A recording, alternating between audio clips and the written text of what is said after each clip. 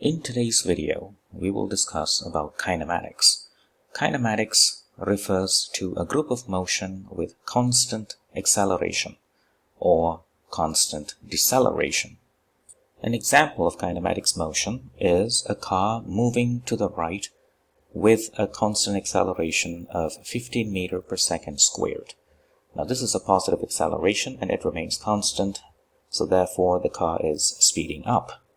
Or a car that is slowing down at a rate of minus 15 meters per second squared. So in this case, it is decelerating. Another example is an object freely falling under the influence of gravity.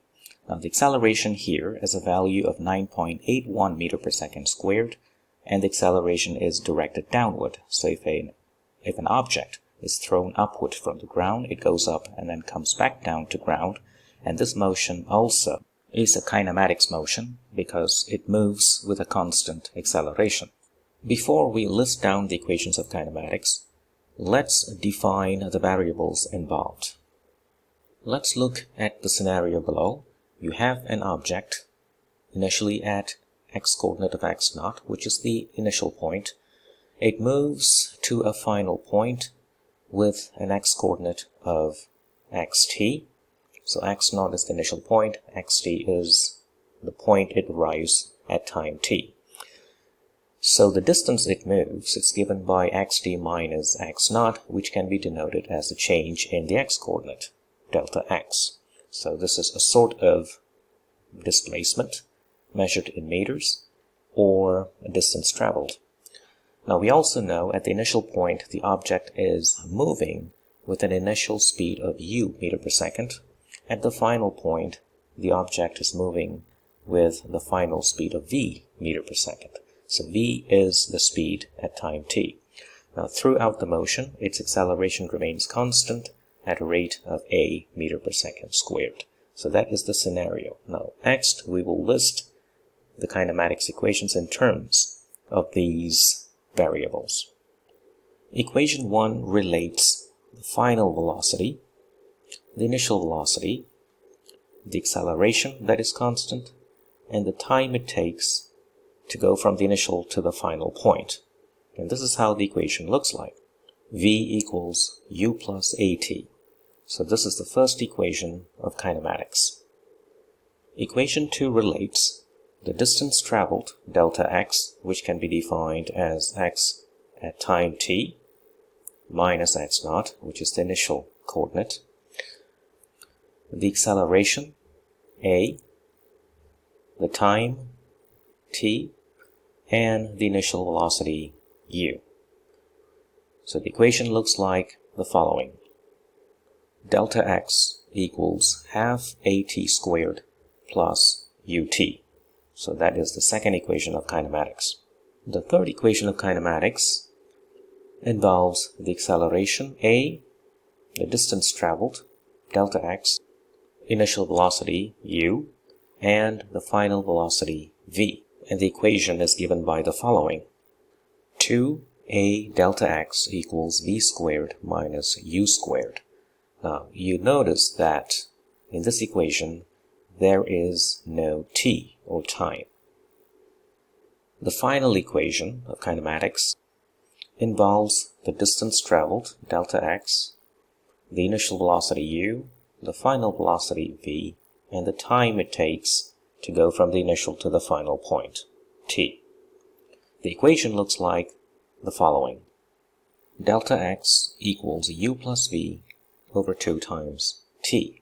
Now, you can notice that this term here, u plus v over 2, is actually the average velocity for this motion between the initial point and the final point.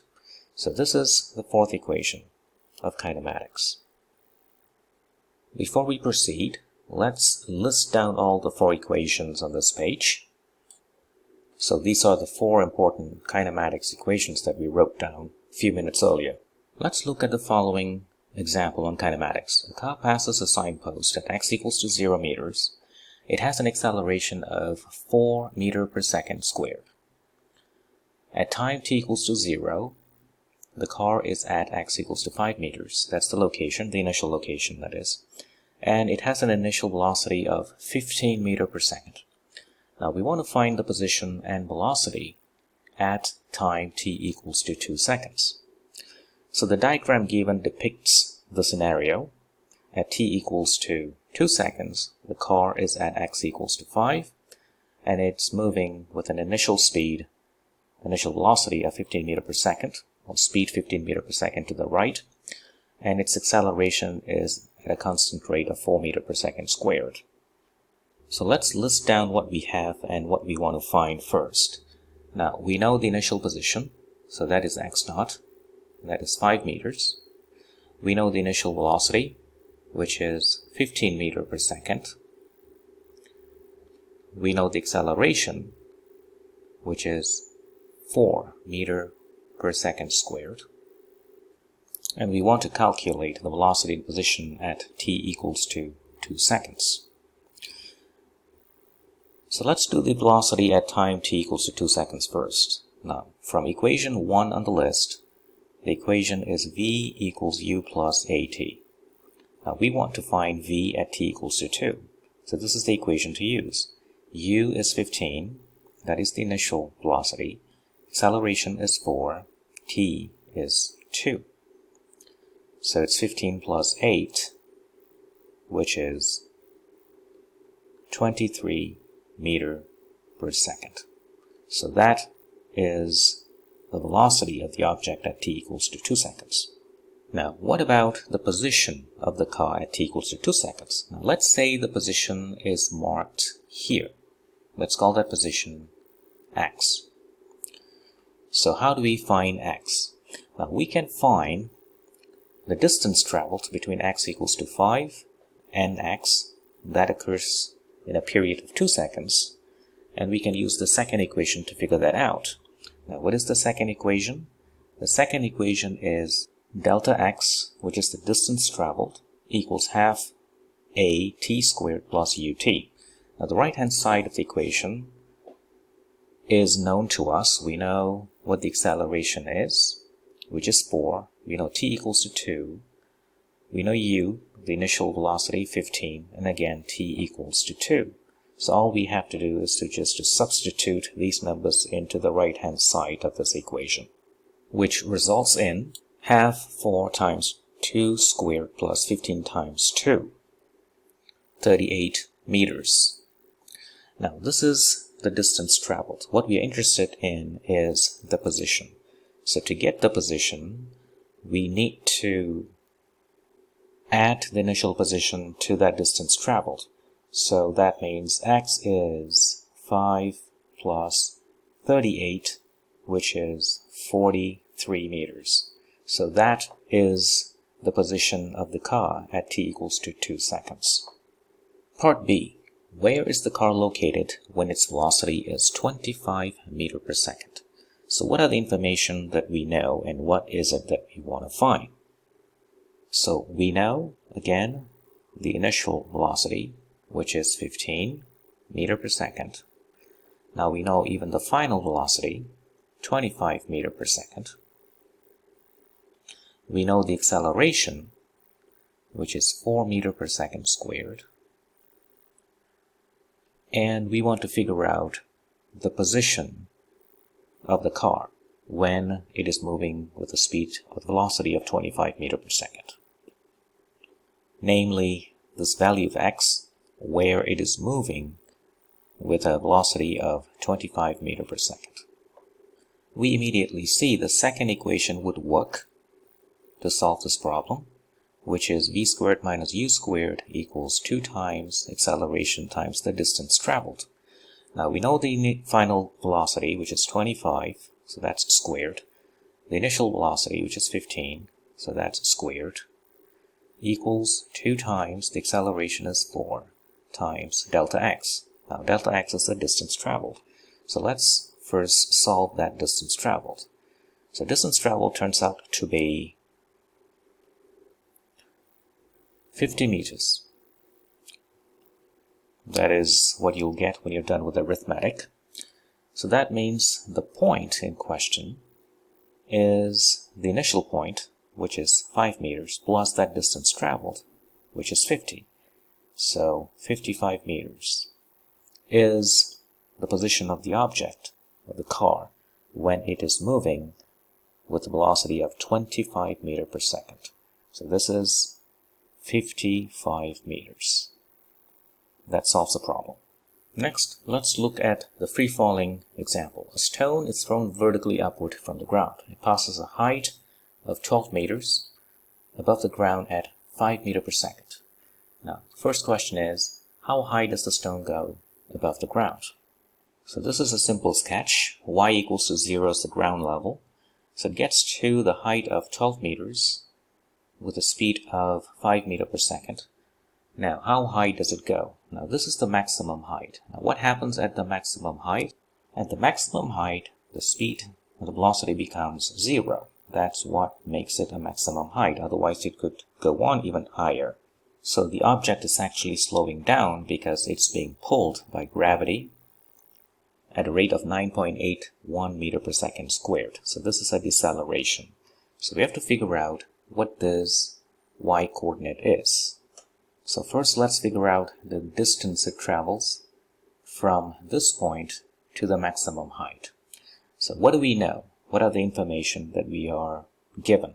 So we are given the initial y coordinate of 12 meters. The acceleration is minus 9.81 meters per second squared. It's minus because the object is decelerating. We know the initial velocity is 5 and the final velocity is 0. So the equation to use is the third equation, which is 2 times the acceleration times the distance traveled equals the final velocity minus the initial velocity. Now the acceleration is minus, which is minus 9.81. Delta y is what you're looking for. The final velocity is 0, initial velocity is 5. So 5 squared. And you can solve your delta y to be 1.27 meters. So that means the final coordinate, the final y coordinate, is 12 plus that 1.27 meters, which is 13.27 meters. So that's the answer to part A. So this is part A. Now part B, how much time does it take to get to the height? So from the ground to the maximum height, how much time does it take? First, you need to know the initial velocity with which it was launched. Let's call that u. Now we already know the final velocity. So the final velocity is 0 meters per second. Initial velocity, well, we need to figure out. We know the maximum height, the final coordinate that is, which is 13.27 meters. And we also know the gravitational acceleration is minus 9.81 meters per second squared. So let's figure out the initial velocity from the ground. One could use the third equation to figure out the initial velocity. Now, the final velocity is 0. The acceleration is minus 9.81. Delta y, or the distance traveled, is 13.27. So we can solve for the initial velocity from the ground to be 16.14 meters per second. Having found that, we can now use the first equation to determine the time, because now we know the final velocity is 0, u is 16.14, acceleration is 9.81 minus, and time is what you want to determine. And once you solve the time, you get 1.64 seconds. This is the time it takes to go from the ground to the maximum height. Part C. What about time it takes to get back from the maximum height to the ground? So here, the initial speed, which is the speed at the maximum height, is 0. The distance it travels is 13.27 meters. And now the acceleration is plus 9.81 because now it's speeding up. The motion is the same. The direction of motion is the same as the direction of the acceleration. Substituting this information into equation 2 of kinematics gives you the time as 1.64 seconds. So that is the time it takes to go from the highest point to the ground. I hope you find the content useful. If so, please like and share and subscribe. It will help the channel grow. Thanks for watching.